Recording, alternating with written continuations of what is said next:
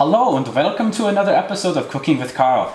I'm your host, Karl, and today I will be talking in a terrible German accent while I teach you how to make Zwieback.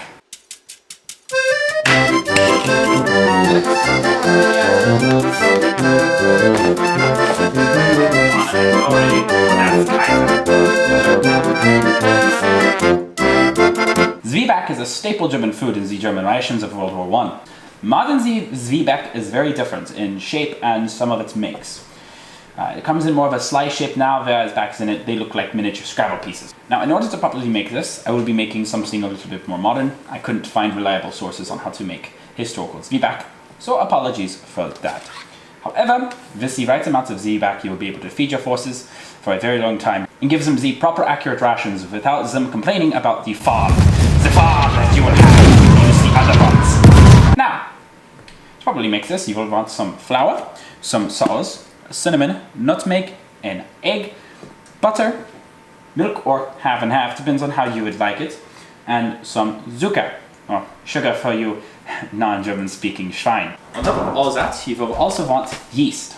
Now, instant yeast or whatever you would like to call it.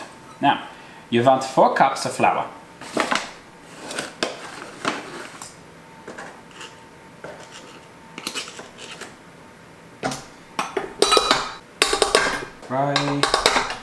Und 4.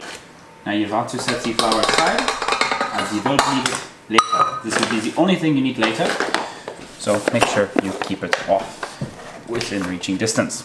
You will want 6 tablespoons of Zucker. This might seem like a lot, but the yeast eats most of it. And these Zwiebacken are actually not that sweet.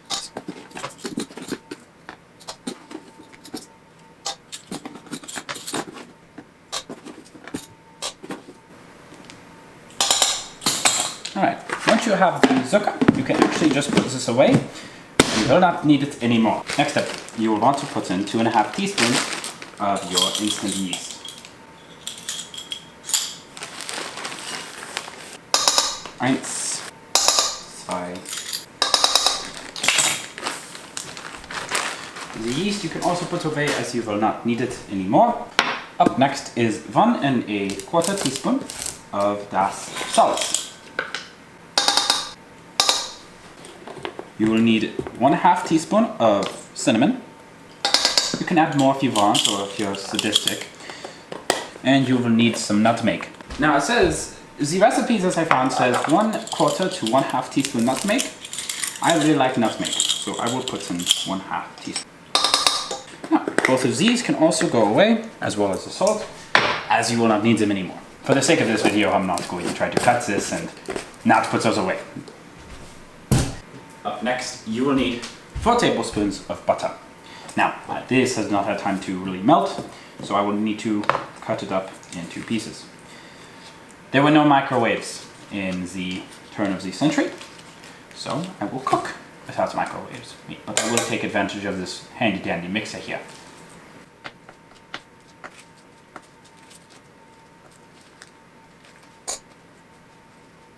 Doesn't matter how you cut them, I'm lazy, so.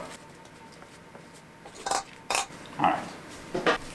The next thing you will need is 1 large egg, and I have a medium-sized one from the farm right outside.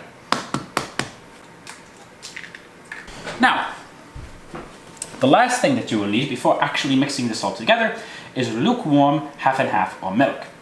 The proper way to actually get this to lukewarm is between 90 and 100 degrees Fahrenheit. Now, it is only 1 cup of half and half or milk, and so it doesn't take too long to heat up. It doesn't need to be exactly 90 to 100 degrees. It could be a little bit over or a little less. So you'll simply dump it into your mixing bowl here as best as you can. You'll set that in the sink because you're a responsible adult who will clean up your mess. You will raise it up, lock it into the position, and turn it on slow for about 5 minutes, and just let it go. Similar to the hot cakes from the previous episode, you want to keep it at the lower speed, not this fast or so, and you let it go for about 5 minutes. Once 5 minutes has passed, Instead of the hard cakes, you will let it sit for about an hour and a half. That is how you prepare Zwieback for the first day. You will let it sit for about an hour and a half, 2 hours. And once it sits on, you will roll it out onto a pan and put it in the oven. Once that part comes, I will now cut to it after 2 hours has passed in real time. I will catch you in 2 hours. So then you have let the dough rise for about 2 hours or so. Then comes the part in which you can flatten it.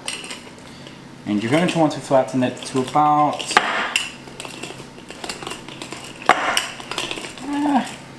you can basically decide for yourself what is the best way to flatten it down. I like it to be rather flat, not too thick. You want it to be about maybe a 1/4 inch, if that. Just a little bit flatter than how I have it now, and everything will be good to go. Now the problem that you're going to find with this is that the edges will be pretty flat as you roll it, but the front, the metal will be quite puffed up compared to the edges, as it's easier to flatten them out with the rolling pin, but the metal will be a little bit difficult due to you having to push all of that matter of the dough outward all the way. So you really want to work the center line. Now, here comes the quick part actually. After you have let this sit and rise for over 2 hours, you will then just put it in the oven for a total of about 25 minutes at 350 degrees. You want to carefully put it on the mat, otherwise you will risk ripping your lovely dough. Once it has been in the oven for about 25 minutes, you will then take it out of the oven, put it on a cooling rack, do not cover it, and leave it out overnight. Once you have left it out overnight, you will then cut it up and put it in the oven again, 2 times. I will show you that when it cuts to the next day, as it is today, and tomorrow everything will be ready to go. Alright, now that we have had this sitting out overnight, we can now cut it up into nice cubes to make them properly set. I have a nice cutter here to make flat cuts, and then they will go into the oven for about an hour at 220 degrees, and then I will flip them, put them in for another hour, and then they will be done.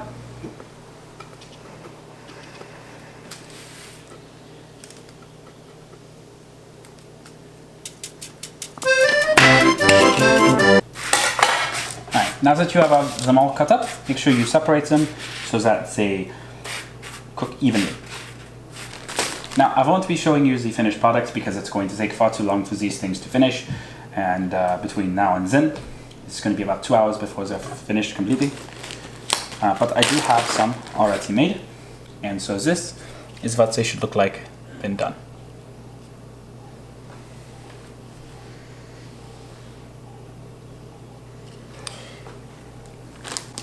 The reason for the twice baking is in order to cook all the moisture out of the Zwieback.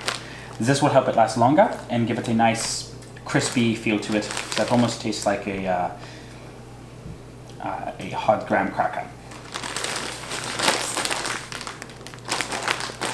These can fit inside ration pouches or the pouches that some soldiers were issued to hold them. They taste very good.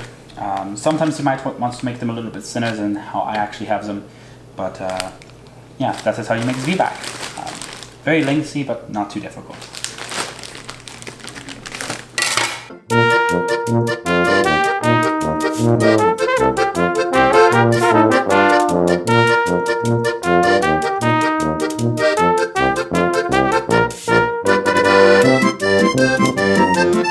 Thank you for watching this episode of Cooking with Karl.